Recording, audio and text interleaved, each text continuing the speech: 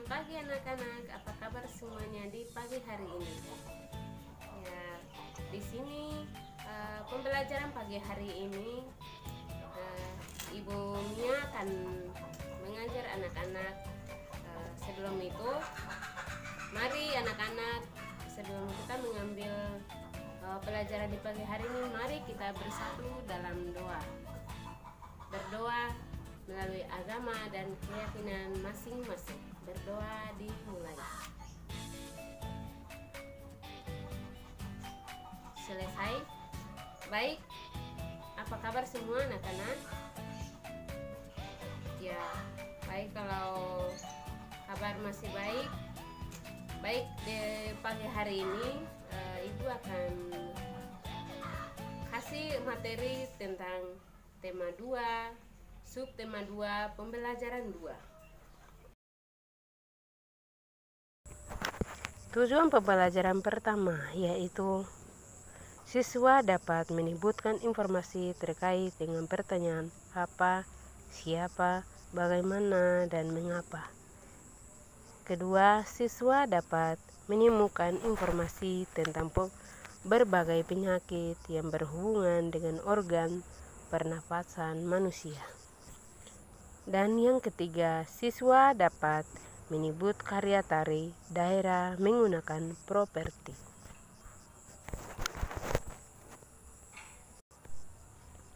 Pagi itu udara terasa dingin. Di sebelah rumah Edo tinggal kakek Husin. Kakek Husin asma. Saat udara dingin, kakek Husin akan merasa kesulitan bernapas. Kakek Husin biasanya akan segera menyemprotkan obat di dalam botol spray. Obat itu disemprotkan ke dalam tenggorokannya. Tak lama setelah itu kakek Husin akan dapat bernapas lagi dengan lega. Asma merupakan penyakit penumbatan saluran pernapasan yang disebabkan oleh alergi. Pencetus alergi misalnya udara dingin, rambut, bulu, kotoran, debu, atau tekanan psikologis. Kita akan mengamati perbedaan bronkus pada penderita asma dan bukan penderita asma. Gambar yang pertama ada bronkus norma dan sebelahnya bronkus sakit. Perbedaannya jelas terlihat di bronkus norma, warna lebih pekat dibandingkan bronkus sakit, sedangkan bronkus sakit terlihat ada bronkus yang meradang. Ada gejala awal penyakit asma. Gejala awal penyakit asma yaitu yang pertama, batuk terutama pada malam atau dini hari. Kedua, sesak napas. Ketiga, nafas berbunyi yang terdengar jika pasien mengembuskan nafasnya. Yang keempat, rasa berat di dada. Dan yang kelima, dahak sulit keluar.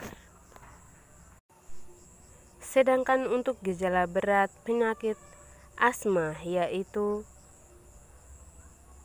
serangan batuk hemat, sesak nafas yang berat, nafas terjenggal-jenggal, senggal-senggal,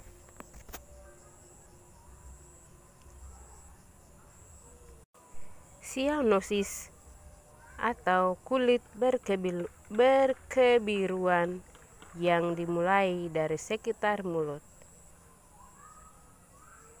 Yang kelima, sulit tidur atau posisi tidur yang nyaman adalah dalam keadaan duduk. Dan yang keenam, yang terakhir, kesadaran menurun. Selain asma, terdapat penyakit organ pernapasan manusia lainnya, yaitu bronkitis. Bronkitis ini merupakan infeksi yang menyebabkan iritasi dan peradangan pada area bronkus di paru-paru. Bronkitis dibagi menjadi dua bagian, yaitu bronkitis akut dan bronkitis kronik.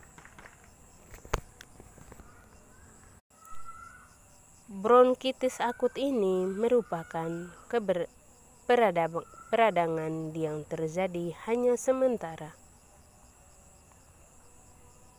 Gejala batuk dan yang melebihi dapat berlangsung hingga 3 minggu. Infeksi akut ini bisa menyerang semua golongan usia, akan tetapi anak-anak di bawah 5 tahun merupakan golongan yang cukup terkenal. Sedangkan bronkitis kronik, yaitu sering menyerang yang berusia di atas 40 tahun. Infeksi kronik ini dapat disebabkan karena 1. Virus, yang kedua bakteri, yang ketiga kabut asap, yang keempat asap rokok, dan yang kelima butiran debu.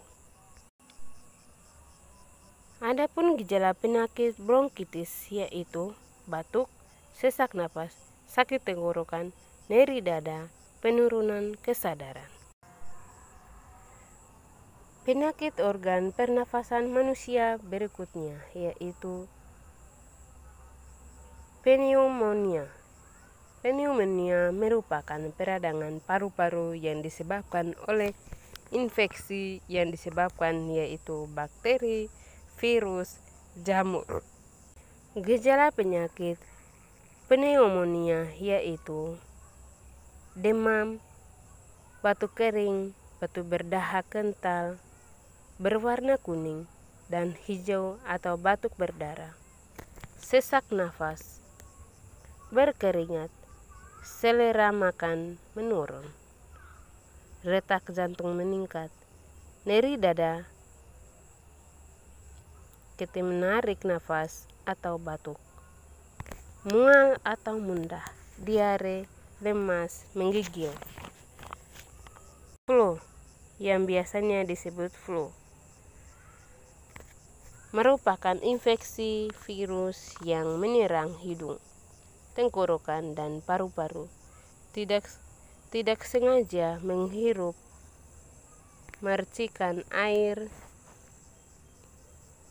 percikan air di luar di udara yang dikeluarkan. Penderitaan ketika bersin atau batuk.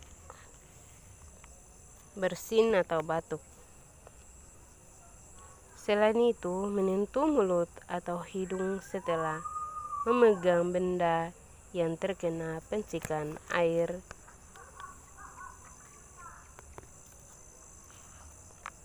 Gejala penyakit influenza yaitu sakit tenggorokan, demam, sakit kepala, pegal-pegal, dan nyeri otot, hidung bersumpat, dan batuk.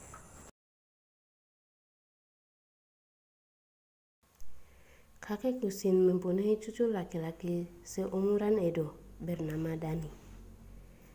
Edo dan Dani sering bermain bersama. Siang itu, mereka bermain menggunakan bola kecil. Setelah bermain, Dani mengajak Edo ke rumahnya. Di dalam rumah Dani, Edo melihat berbagai macam topeng. Kata Dani, topeng-topeng itu adalah seperti tari. Ternyata kakek Kusim dahulu seorang penari. Banyak tarian ditarikan menggunakan properti. Salah satu jenis tari menggunakan properti adalah tari topeng. Sesuai namanya, penari tari topeng menggunakan topeng. Properti tari adalah benda yang digunakan penari dalam melakukan gerakan tari. Benda yang dapat digunakan menjadi properti tari di artinya selendang, topeng, gandewa, tombak, piring, kipas, dan tameng. Suatu benda dipilih untuk digunakan sebagai properti tari berdasarkan tema tari.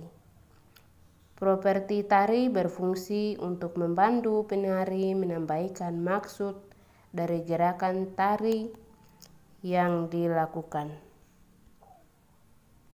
Dan ada pula berbagai tari yang ada di Indonesia, yaitu salah satunya tari piring.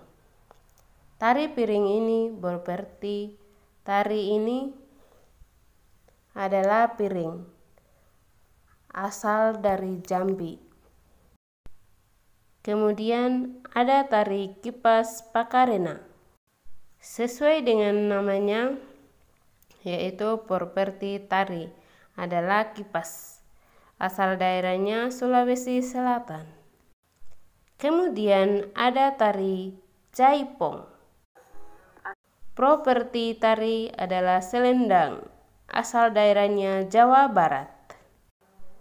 Ada tari Satrio Watang. Coba amati gambarnya atau gambarnya.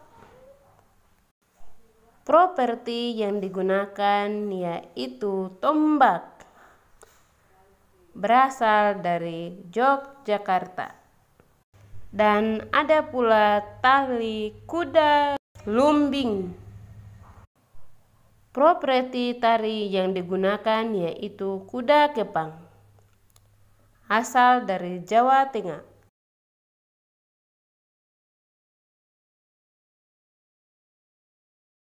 Semoga video kali ini, pembelajaran di hari ini dapat bermanfaat dan terima kasih.